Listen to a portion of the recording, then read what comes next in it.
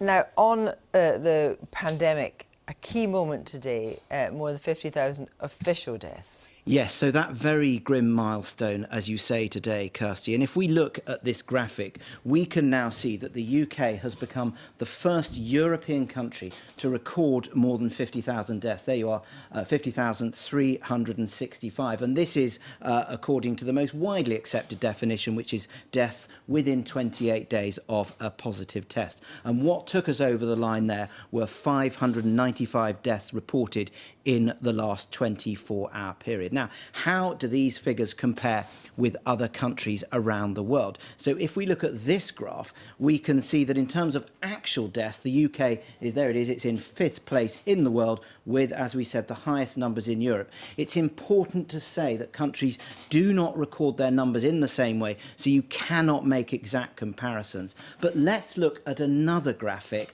and what this does is that this looks at deaths on the most widely accepted measurement. That is the number of deaths per 100,000 people, 100,000 population. And on that, the UK comes in some way behind Spain, but just in front of the United States. Now, on that 50,000 milestone, this is what Boris Johnson had to say.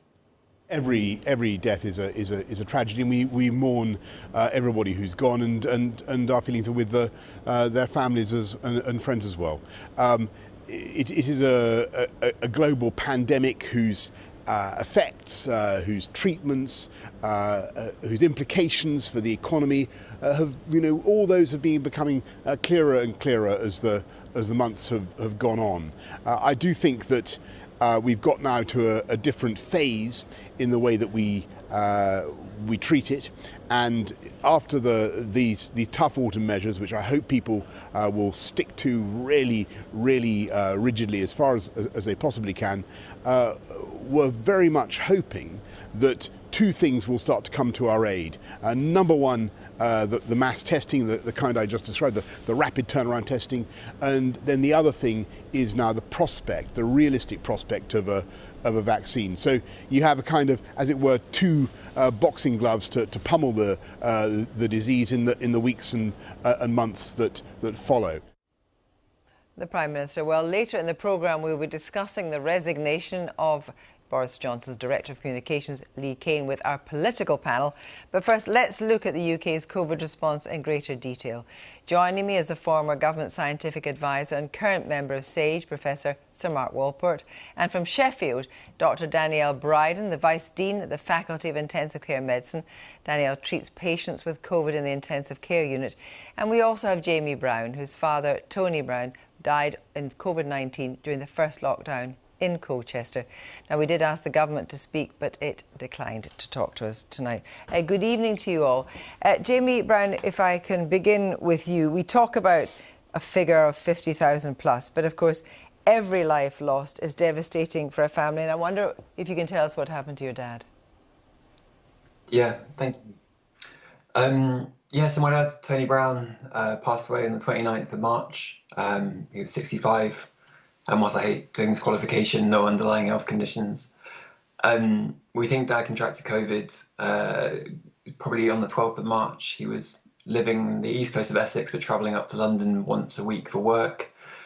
He travelled up on the train on Thursday, took the tube before the first lockdown was called. A few days later, fell ill, was bedridden. A few days after that, when it wasn't getting any better, he called 111. They told him to take paracetamol, to stay in bed because this is a mild illness and he'd recover. The messaging at the time then was very much stay at home, protect the NHS. So Dad was adamant that's what he was going to do. He stayed home, he kept taking paracetamol.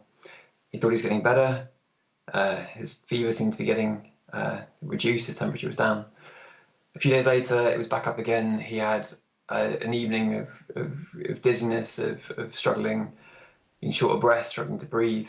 The next morning, he'd been nauseous in the night, called 111 again, got an ambulance. He managed to get downstairs unaided, took the ambulance to Colchester General, and within 5 minutes of arriving at the hospital, after all that, he'd essentially run out of oxygen and his heart stopped, and he died. How dreadful. We're very sorry for your loss. And I wonder, was it very important to him to protect the NHS? Was that something that he felt that he had to do personally? Because he could have gone in earlier, couldn't he? It's very much the idea that we were being told that unless you were one of these high-risk groups, you should be able to fight it off. There's almost an expectation and a duty that we were all trying to do our best to stay away from overloading and overwhelming the health service. Let me put that. Sorry to interrupt. Let me put that to Danielle O'Brien. In your experience in ICU, is that something that families often say to you, that people were trying to do their best and not come in? Good evening, Kirsty, and I'd just also like to offer my condolences to Jamie. His story very powerfully illustrates some of the issues that we do come across in intensive care, both in terms of patients and their relatives, perhaps underestimating the seriousness of COVID. There might be a perception amongst the public that COVID is not as serious as it might be perceived, but for a small number of people, it is a very serious life-threatening disease. And so the public health messaging around keeping the community spread of COVID down is really important, because it does have serious consequences for some people. And what has been your overriding experience of COVID in ICU, where you are treating desperately ill patients? I think over the course of the year, we have had significant progress in terms of the treatments that we can give to people in intensive care, and we have made significant inroads into improving survival from COVID, but it is still a significantly important disease, and unfortunately a number of people do still not survive when they come to intensive care with COVID, and managing their end-of-life care is really important, and that can be difficult for their family and relatives who are at home as well.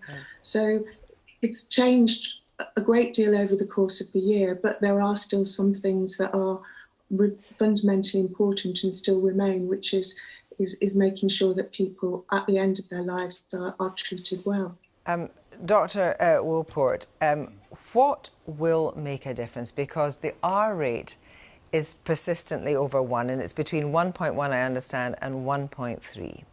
What is the key thing that needs to be done? Well, at the moment, the key thing that needs to be done is social distancing. It's actually making it difficult for the virus to jump from one person to another. That is the number one thing. And every one of these deaths is a tragedy, not only for the individual, but for their families. And 1,000 people have been announced having died in the last 48 hours. So it's really important that going forward we continue to maintain our vigilance. Now, we maintain social distance, but I wonder, because we heard Michael Gove saying, in response to a question, will the lockdown in England continue after the allotted time beyond the 2nd of December? And he said, possibly it might have to. Then we had Boris Johnson saying adamantly, it will not continue. What will govern those? What should govern that decision? What should govern the decision is the rate of new cases at the end of the day, because whilst the reproduction number is greater than 1, in other words, 100 people infect another 100 or a bit more as it is at the moment, then the rates will remain high.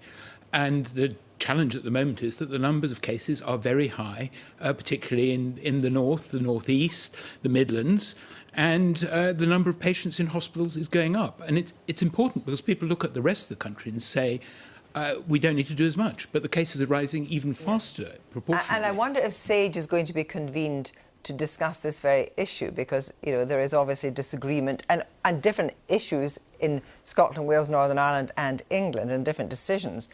But from SAGE's point of view, is it something that you think that you should take part in a discussion as to when this lockdown should end? The job of SAGE is to provide the evidence through Patrick Vallance and Chris Whitty to ministers, to show them the numbers. And SAGE meets at least once a week, and recently a little bit more. So the answer is our job is to provide the evidence. It's the policymakers that need to take the decisions.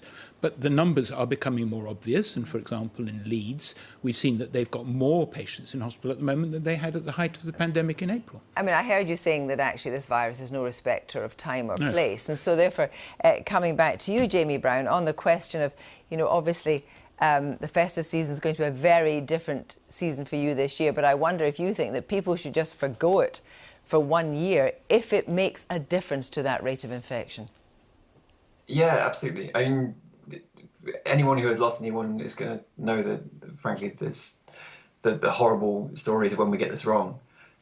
Christmas is going to be an awful time for everyone who's lost someone, and to risk passing it on even further is really horrible. I mean, after losing my dad, I joined COVID-19 Bereaved Families for Justice, and we've been calling for an independent statutory inquiry into the handling of this pandemic, because we shouldn't be in this predicament now. We went through this once before, and the most horrible thing to watch all of it unfolding again is exactly how predictable the numbers are. We knew exactly where we were going.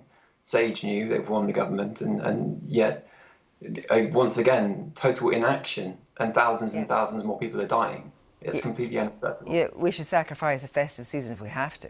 Well, we have to do everything we can to keep the numbers down. There's no doubt about that. Can I just come back to you, Dr. Bryan, on the question of excess deaths and treatment, in fact, in ICU. You know, we already know that some cancer treatments are being delayed again in different parts of the country.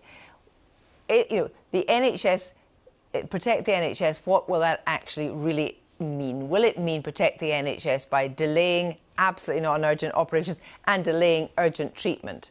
That actually the non-COVID deaths, we are going to see more non-COVID deaths in the next 6 months? Well, certainly in the first wave, we didn't get as many patients through hospital with other conditions apart from COVID as we expected. And one of the things that we are very determined to do for as long as we possibly can over the winter is to continue to make sure that patients come to intensive care who have a need for intensive care, whether that's COVID related or not COVID related. Now, obviously, the most important factor in that is the amount of COVID that is in the community, and therefore the people coming into hospital. If we can keep COVID down, we can keep all the other activity going, which is what we would want to do. Thank you all very much for joining me.